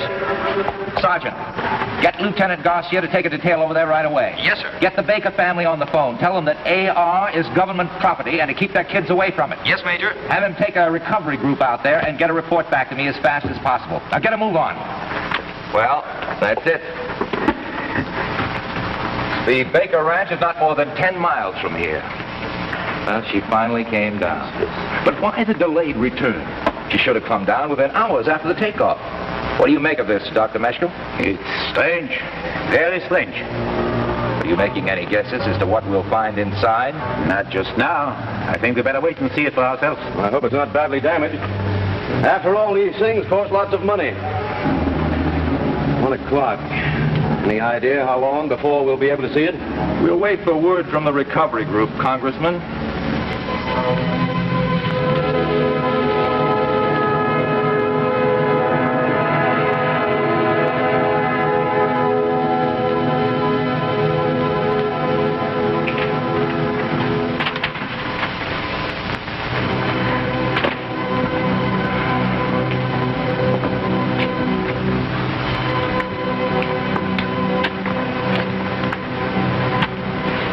How much longer, Major? I have no idea.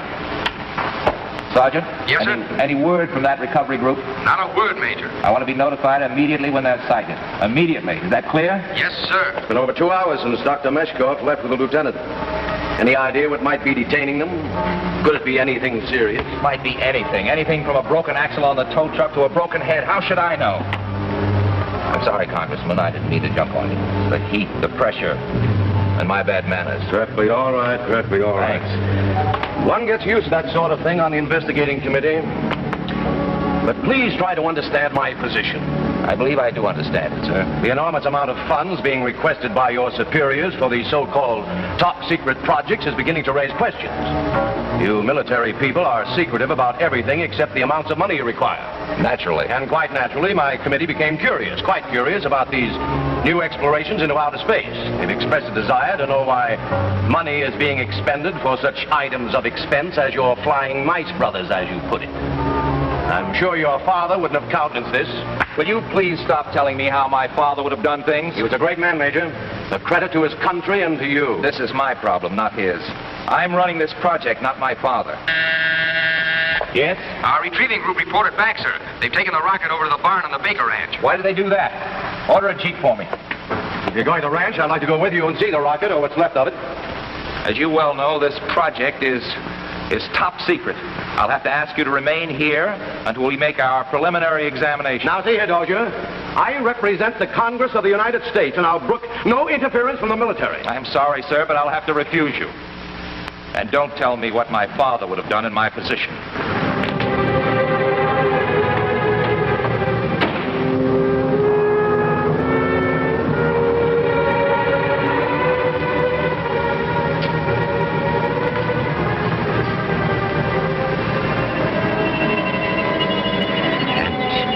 According to the Baker kids, according to them, when they pried off the backplate of the rocket, they found this object inside. And the mice? Dead, sir. Frozen stiff. There was no evidence that the rocket had been tampered with during its ascent or descent. Doctor, what is the possibility that something or someone could have dismantled this projectile somewhere out in space and then put in this thing? Common sense would make me say that such a thing is an impossibility. Yet, here it is. It was not in the AR-76 when it went up. Now, here it is. Who is to say how such things happen? Then what next? I must have time. I must analyze this substance, test it, see what it's made of, discover its properties. Very well, Dr. Meshkoff. My facilities are at your command. I don't know. Perhaps it came through the hull while it was in a gaseous or liquid state.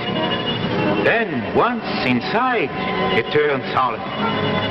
You mean it may have seeped through the metal? I'm only guessing, Major.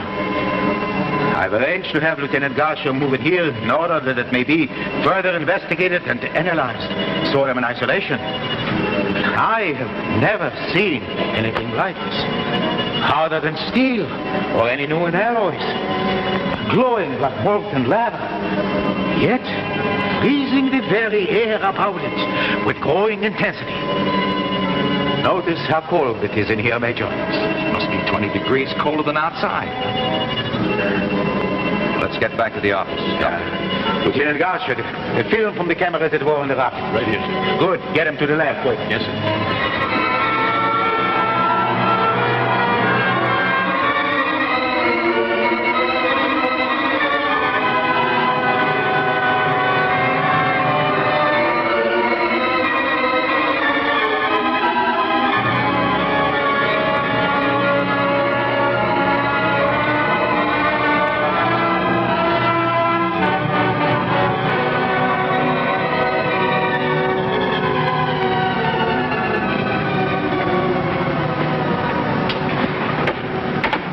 Well, what have you found out?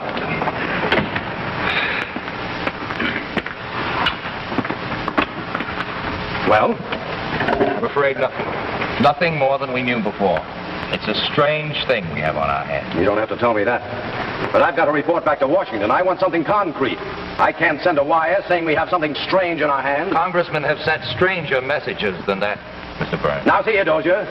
I've taken about all I can stomach from you. You've been rude and uncooperative, and I'm going to blow the lid off this thing. You'll do nothing of the kind. I'm slapping security on you and this entire project. This whole area is under quarantine. You're not moving out of here or sending any messages until I clear with Washington. Major Dozier! Major! Now, what is it, Sergeant? It's the photo lab, sir. They say Get to the point. It's Lieutenant Garcia, sir. What's happened to that film? It's not the film, sir. Something happened to the lieutenant. Sergeant, speak up. He keeled over, sir. All of a sudden. He's dead, sir. He's frozen to death.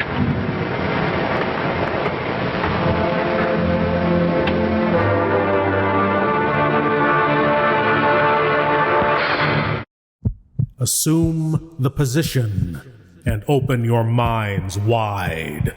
It's time for your cranial cavity search. Yes, my lords and ladies, the cranial cavity search. Here's a chance for all you great geeks out there to prove your geek cred by showing what you know. And tonight's cranial cavity search question is, in the original Star Trek TV series episode, Who Mourns for Adonis, the Greek god Apollo, a powerful alien being, abducts the crew of the Enterprise and demands worship. Years earlier, the actor who played Apollo starred in a low-budget Roger Corman monster movie. What was the title of that movie? A. Attack of the Crab Monsters. B. The Creature from the Haunted Sea. C. The Terror. Or D. Beast from Haunted Cave. Ponder this question, my lords and ladies, as these ponderous commercials commence.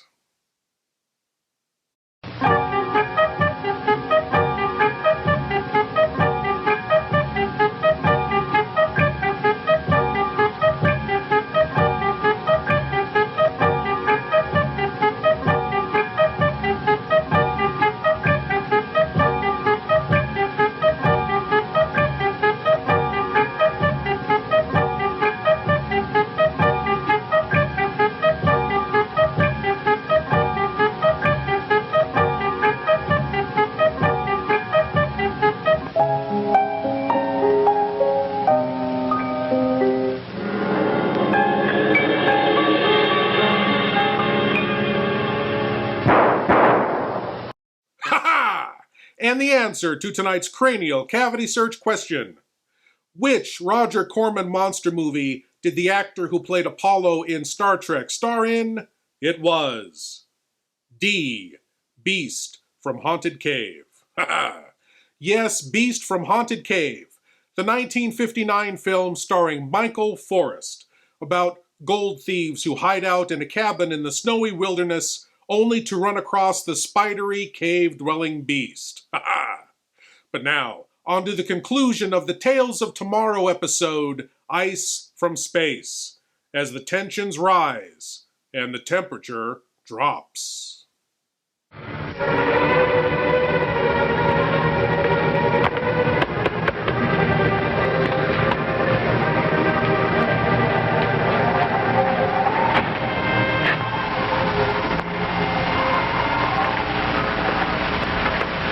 Hello, Congressman. Major? What can I do for you? You can get me out of here for one thing. Oh? Well, I've been willing to go along with you. Unaccustomed as I am to living in an encampment, in sleeping bags, eating out of cans, it's been a good experience for me, a good experience. For 3 days. But this is your job, your problem, not mine. Oh, thanks. And I think it's about time I got back to Washington. Sort of a case of cold nose as well as cold feet, sir. If you wish to put it that way, then why not? With that unearthly substance in the barn near the camp, why, in 3 days, it's frozen hundreds of miles of desert land in the middle of the summer. 75 miles. 75 or 175, what does it matter? Whatever it is, there doesn't seem to be anything you can do about it. It's turned this country into the Antarctic in no time at all. And with worse effects. Well, don't you consider the death of those 12 men or those youngsters, those poor Baker children? Don't you consider this a serious matter? Now, look here, Congressman, let's get one thing straight. All personnel are quarantined on this base. No one moves out of here under any conditions until we've seen this thing through. And that means you. Major? Yes, Wilson? They're making another food drop for us, sir. Well, that shows that they still have confidence in us. I'm afraid you don't have much confidence in me, Mr. Burns. Can't help thinking how your father would have handled the situation. Now, look here. As a military man, I am supposed to extend you my respect. But you've got to stop needling me. I am perfectly aware of what a fine soldier my father was.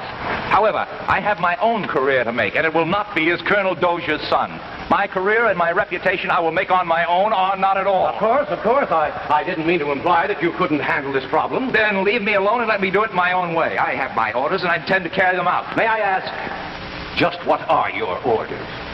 To hold until we do away with it. Or it does away with us. Doctor! Yes? Doctor! What's wrong, Doctor? The barn. You must come to the barn quickly. The blue ice is becoming critically active.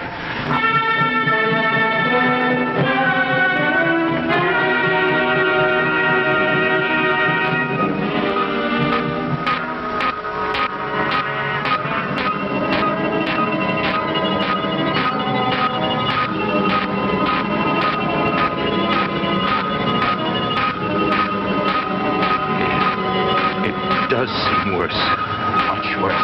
What do you mean, Doctor? Well, after the first 24 hours, it seemed the radiations seemed to level off. Like an invisible glacier, slowly moving, growing. But now, its radiations have doubled in intensity. But how? Why? 6 hours.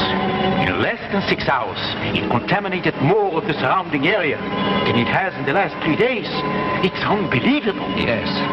Even with it stretching out before your very eyes, mile after mile of frozen desert, gleaming under a hot sun at sub-zero temperature. Can't go on like this. It mustn't. What'll happen when it's sighted by some tourist or engulfs one of these desert towns? Fortunately, this mesa was selected originally because it was isolated. Now I've made this whole zone a heavily guarded area, 500 miles wide. But with its increased intensity, there isn't much time before the French will envelop a town here, a railroad junction there, and then the panic will begin. I know. There must be some way. There has to be a way. It's no use. No use. We have tried everything within our resources to destroy it, to change its substance. Heat, acids, firepower. Do you have any idea what it is? A molecular structure completely unknown to us. Neither vegetable nor mineral. I believe this frozen thing may be alive. And possibly in communication with others on the periphery of outer space. Others like that one? Why not? What would they want here? The heat and the warmth of our world, which has been previously denied them by the protective gases that surround us, until we provided them with a conveyance, the AR-76, self-powered, designed to provide protection from the friction of descent. But who can know their real purpose? The only thing that matters now is the removal of this cosmic substance. Its destruction before it destroys us and contaminates the earth mile by mile. Our farms, our cities.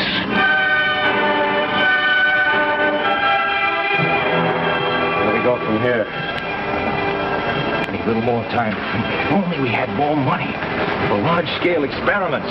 Possibly we could solve this thing. Washington tells me our appropriation won't allow it. I'll see that you get your appropriation the moment I set foot in Washington.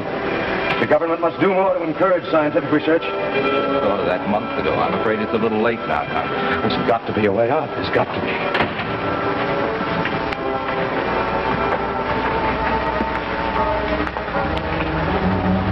Anything new? Nothing at all. Ozone area keeps expanding and growing faster and faster. We are now in the middle of a patch of ice and snow 300 miles in diameter. I think we are beaten. This can't be. We can't give up now. What would you have us do? Sit here until the whole country becomes a frozen wasteland? Not unless you have any other suggestions, Major. As for me, I am tired. Doctor, is the AR patched up yet? Yes, the damage was relatively minor. It's all fixed up again, ready to fly. Why do you ask? Oh, no reason in particular. Surely you don't have in mind sending the 76 up again? I don't know. That would be madness. Doctor, we can't sit on our hands. Something must be done. What can we do? It might come down with still another piece of ice in it, and there, where would we be? He's right. If that's what you're thinking of, get it out of your mind. Gentlemen, if you'll excuse me, I've got some work to do. I'm going to my quarters. Good night, Mr. Burns. Good night, Doctor. Good night.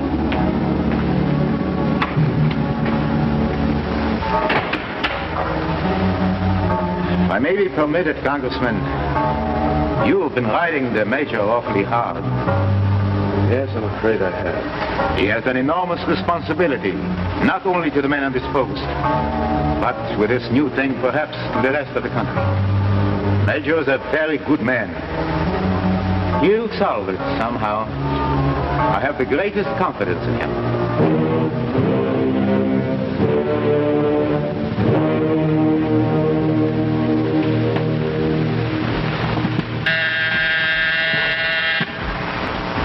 Yes? Still no sign of Major Dozier, sir. He's not in his quarters nor on the post anywhere. Thank you. I don't understand it. It's been over 4 hours. Where could he be? I hope nothing has happened to him. Sergeant Wilson. Yes, sir? Have you tried to make a see if the Major's there? No, sir. I haven't tried there yet, but I will now. Good. Call me right back. Yes, sir. Thank you. I don't know, but I'm going to find out. Wilson! Sergeant Wilson! Yes, sir? What was that? I don't know, sir. It sounded like the AR-76. AR-76? But that's impossible. It's not impossible, Congressman. Sergeant, get over to the Major's quarters on the double. See if his executive officer knows anything about his whereabouts. Yes, sir. Get me through to the Major. Lieutenant Halsey here. This is Meshko. What's going on out there? Sounds crazy, sir. But the AR-76 just took off. Wait. Let's get out to the Baker Ranch. I tell you, sir, I don't understand. The corporal tells me that the Major came in here and gave instructions to load the ice into the AR-76. The corporal just followed out orders. Got 3 men and they loaded it in. Then the Major gave orders to clear the field. Walked over to the 76 by himself. One of the men said he thought that he saw him climb in, and well, the next thing we knew, it took off. Tell me that fool took off in that rocket. It hasn't been fully tested. I'm afraid, Congressman, that fool did just that. We found this in his quarters, sir.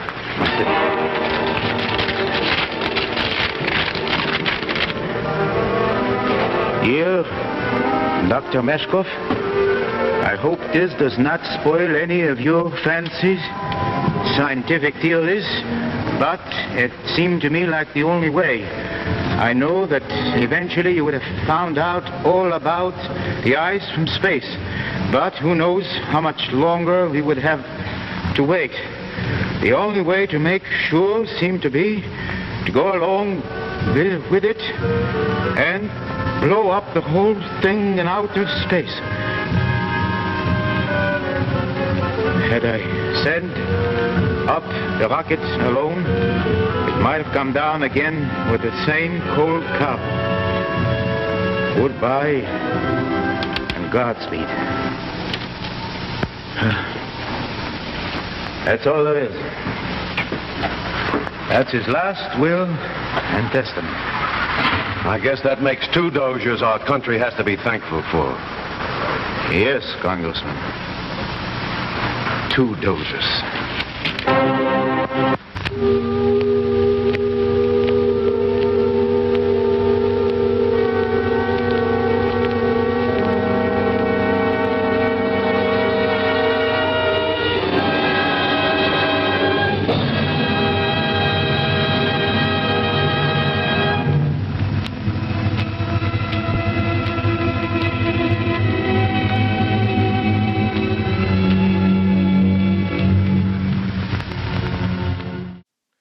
Thank you for your service, Major Dozier. I'm sure you recognize the familiar faces in this episode. The irate congressman was played by Raymond Bailey, best remembered as Mr. Drysdale from the classic TV series The Beverly Hillbillies. And the young, handsome Sergeant Wilson was played by a very young Paul Newman, well before achieving his movie star status. Well, my lords and ladies, I want to thank you all for watching, and I want to invite you all back again next week when we'll do whatever this is all over again. As always, I am Lord Blood-Rah saying, geek out.